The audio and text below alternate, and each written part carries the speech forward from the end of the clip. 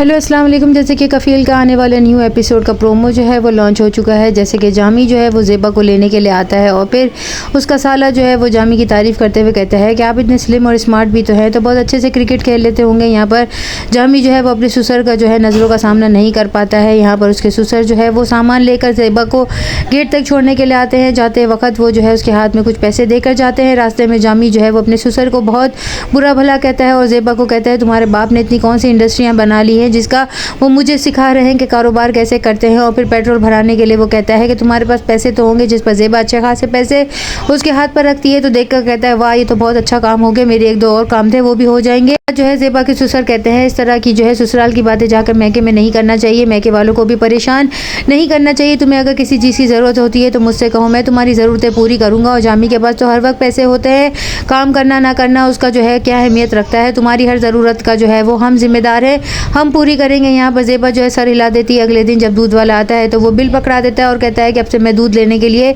नहीं आऊँगा। यहाँ पर ज़ेबा जो है वो अपने ससुर को ये तमाम हिकायत बताती है, जिस पर वो कहते हैं कि पैसे तो वो हर महीने लेकर जाता है, जाओ जामी को बुलाओ कि उसका हिसाब करे। जामी जो है वो जवाब नहीं देता, बल्कि उल्टा ज़ेबा को कहता है कि तुम्हारे बाप ने पैसे दिए थे ना, जाकर उसे दे दो और उसके मुंह पे मारना।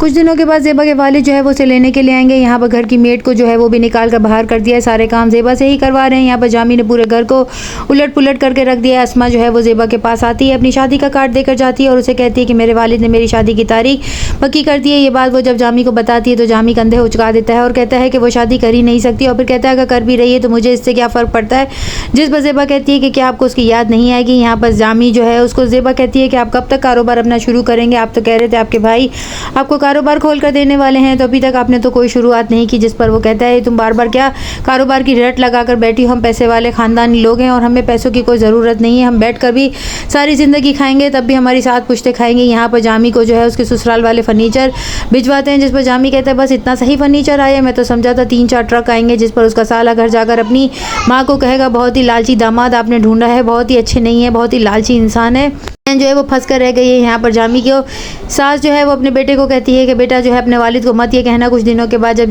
ज़ेबा के घर वाले जो है जब जाएंगे ज़ेबा को लेने के लिए तो वो जामी को कहेंगे कि जो है तुम अभी तक कारोबार क्यों नहीं शुरू कर रहे हो, तुम्हारा बैठकर खाना ठीक नहीं है। मर्द का काम जो होता है वो अपने घर वालों की और अपने घर की अपने बीवी बच्चों की किफ़ालत करना होता है। अगर तुम घर के कफ़ील होकर भी कुछ नहीं करोगे तो फिर जो है इस तरीके से रिश्ता आगे नहीं बढ़ सकता। अब तुम्हारी भी फैमिली बनने वाली है। जामी अपने ससुर को जो है कुछ नहीं कह सकता, लेकिन ज़ेबा को वो कहते हैं कि तुम जो है अल्लाह हाफिज़ कर लो और अब मैं अपनी बेटी को लेकर जा रहा हूँ। ज़ेबा जो है वो प्रेग्नेंट हो जाएगी और उसके घर वाले जो है वो कुछ नहीं कर सकेंगे और खुला का केस करते करते रह जाएंगे।